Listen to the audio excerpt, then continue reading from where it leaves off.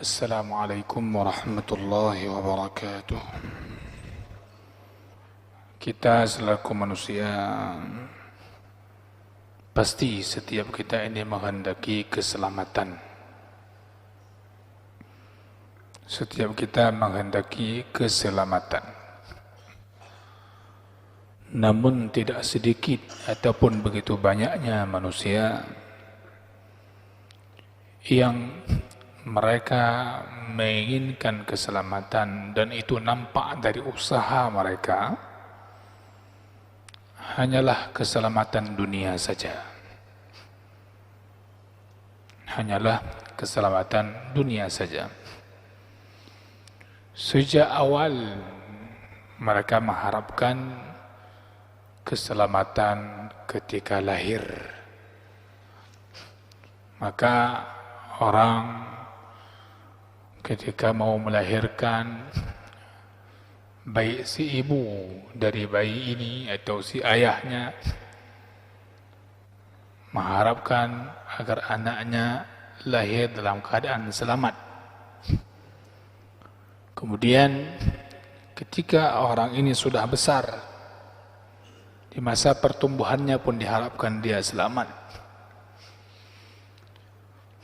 Ketika dia bekerja, dia pun mengharapkan keselamatan.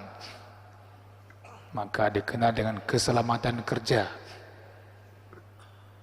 Di berbagai tempat, apakah konstruksi bangunan atau institusi satu pekerjaan, selalu yang diingatkan adalah utamakan keselamatan. Kita naik kendaraan, alat transportasi, baik darat, laut maupun udara, juga keselamatan. Di mana-mana mau dalam kesehatan juga demikian. Mereka mengharapkan keselamatan dari sisi kesehatan. Berbagai upaya dilakukan. Demikian juga sampai akhirnya mereka menghabiskan umur hidupnya hanya untuk keselamatan dunia. Sungguh keselamatan dunia itu hanyalah keselamatan yang semu. Tentu sebaliknya bagi kita yang beriman, kita mengharapkan orang yang beriman dan yang benar-benar beriman, tentu yang diharapkan bukan hanya keselamatan dunia, akan tetapi yang diharapkan adalah keselamatan dunia dan akhirat. Dan akhirat lebih diharapkan selamat, walaupun di dunia dia mungkin banyak tidak mendapatkan keselamatan dari sisi yang tadi. Maka doanya orang beriman, dia mengharapkan keselamatan dan kebaikan dunia dan akhirat. Rabbana atina fid dunya hasanah wa fil akhirati hasanah wa qina adzabannar. Ketika lahir dia dalam keadaan selamat, maka orang beriman ketika mati pun mengharapkan selamat, yaitu husnul khatimah. Ketika lahir selamat, ketika hidup di dunia dia enak, dia juga berharap ketika hidup di akhirat hidupnya jauh lebih enak dan tidak ada bandingan dengan dunia. Namun lagi-lagi ini tidak semua orang selalu membayangkan keselamatan akhirat.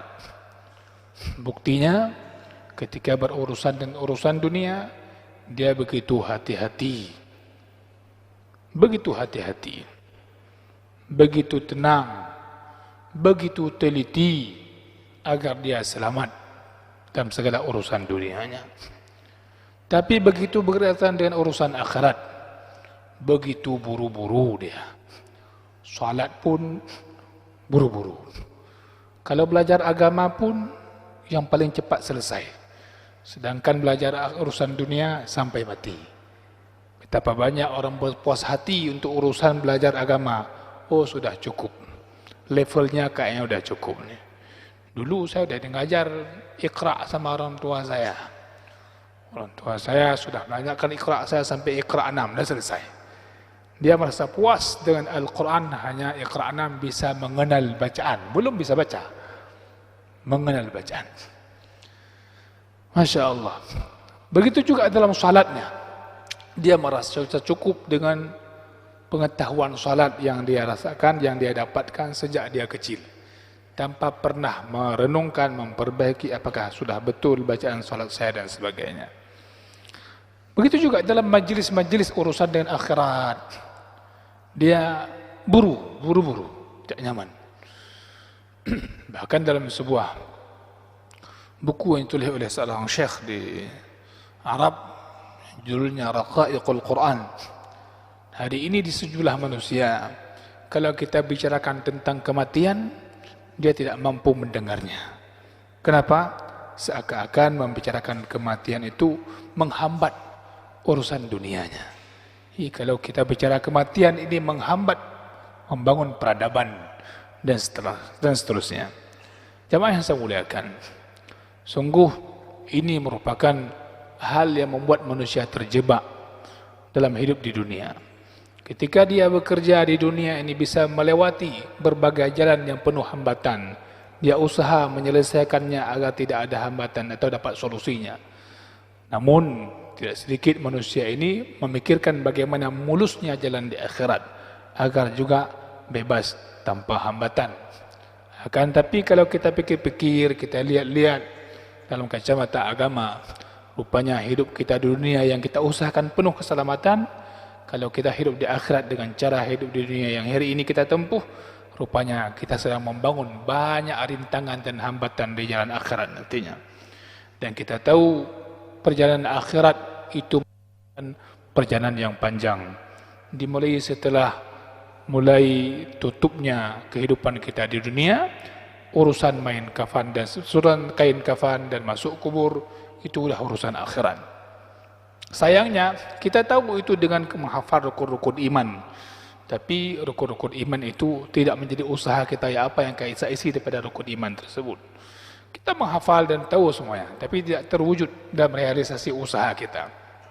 Jamaah yang saya muliakan, maka di hari akhirat nantinya, orang selamat tentu bukan hanya orang yang tahu tentang bagaimana menyelamatkan akhiratnya, tapi juga orang yang berbuat untuk usaha menyelamatkan diri dari akhirat. Sebagaimana di dunia, juga orang tahu hal-hal yang bisa menyelamatkannya di dunia, tapi sekedar tahu saja, dia tidak akan selamat. Dan hari ini kita perhatikan demikian. Jamaah yang saya muliakan, maka bagaimana solusinya? Solusinya biar selamat kita di hari akhirat adalah setiap harinya, yang pertama kita bertaubat, tinggalkan maksiat, tingkatkan amal yang taat, tingkatkan amal yang mendekatkan diri kepada Allah Subhanahu wa taala. Setiap hari mohon ampun kepada Allah Subhanahu wa taala, bersihkan diri pada dosa. Semua kita ini adalah orang berdosa, kotor kita ini Pak, kotor. Kalau di dunia kita mengharapkan keselamatan diri agar tidak kotor, bagaimana caranya? Baju yang kita pakai setiap hari kita perhatikan kebersihan. Saya yakin kita yang pakai baju satu baju untuk seminggu sekali cuci, enggak ada.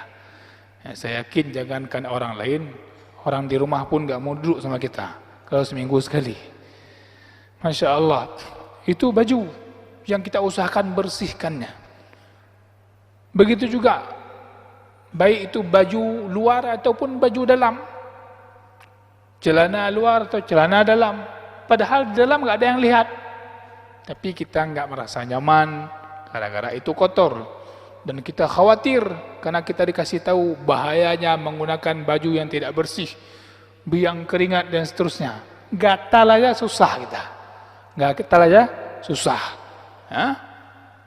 Bahkan untuk beli, kalau dulu orang kurapan waktu tahun-tahun 80 90 itu banyak sekali orang kurap, kude kan dan sebagainya penyakit itu. Untuk beli obat kalpanak aja malu ke warung. Oh mau kurap, dah ubat kurap, malah tu. Bahkan yang berkaitan dunia. Bagaimana dengan kurapan yang hubungan akhirat? Desya, hati kita berkurap. Itu yang tidak kelihatan. Tapi subhanallah, itulah manusia. Mereka lebih cenderung memperhatikan yang nampak, namun banyak lalai dari sesuatu yang tak nampak. Maka tidak sedikit orang di dunia pun celaka dia, binasa dia, gara-gara hanya memperhatikan yang nampak. Betapa banyak orang memperhatikan, oh ini sudah bagus, padahal ilikat rumuhan nak tiku, nak dumpu. Ya, kalau dia hanya bersihkan yang nampak saja, rupanya tiba-tiba perabotan rumah tangganya atau peralatan rumah tangga sudah banyak dimakan sama tikus.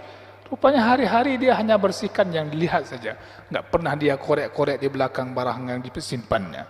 Jemaah yang saya muliakan, ala kul hal, maka solusinya adalah senantiasa kita bersihkan diri dan mohon ampun kepada Allah dan minta tolong kepada Allah Subhanahu wa taala. Ista'in billah, ista'in billah, wa idza sa'alta fas'alillah. Jika kamu mintalah kepada Allah Subhanahu wa taala. Niscaya Allah pasti akan memberikan keselamatan kepada kita. Tidak ada yang padanya keselamatan seutuhnya, seluruhnya, melainkan hanya ada pada Allah Subhanahu wa taala. Yakinlah, keselamatan itu hanya ada di tangan Allah Subhanahu wa taala. Tidak dipegang oleh orang lain. Tidak dipegang oleh orang lain. Maka kita perhatikan dalam sejumlah kehidupan salafus salih ridwanullahi alaihim. Bahkan ketika mereka ada yang datang mengatakan, tolong doakan saya, orang ini pun mengatakan, kamu doakan saja dirimu sendiri, karena Allah Subhanahu wa taala akan menjawab permintaanmu. Kita bisa selamat, mintalah kepada Allah Subhanahu wa taala. Jangan sampai kita mengharapkan orang lain berdoa kepada kita untuk selamat, kita enggak pernah minta kepada Allah selamat, padahal keselamatan itu hanya ada pada Allah Subhanahu wa taala. Jadi kita selalu mengatakan Allahumma antas salam wa minkas salam, dan seterusnya. Ala kulli hal, jemaah saya muliakan, bagaimana kita bisa selamat kalau tidak ada usaha menyelamatkan diri? Sungguh tidak ada orang bisa menyelamatkan kita kalau kita selalu usaha untuk menghancurkan dan membinasakan diri. Semoga Allah Subhanahu wa taala memberikan taufik kepada kita semua, bahwasanya yang menjadi perhatian kita setiap hari, sebagaimana kita membersihkan pakaian kita, membersihkan segala urusan yang berkaitan dengan usaha kita, berusaha menyelamatkan segala harta benda kita, maka berusahalah juga semaksimal mungkin, karena Allah suruh kita mengusahakan diri semaksimal mungkin agar kita selamat, baik dunia maupun akhirat. Karena sungguh nikmat yang paling sempurna yang akan didapatkan oleh seorang hamba adalah ketika akhirnya dia selamat dari azab Allah, selamat daripada neraka, dan mendapatkan surga yang abadi nantinya. Itulah keselamatan yang sebenarnya. Sekian, subhanakallahumma bihamdik, asyhadu an la ilaha illa ant, astaghfiruka wa atubu ilaik. Wassalamualaikum warahmatullahi wabarakatuh.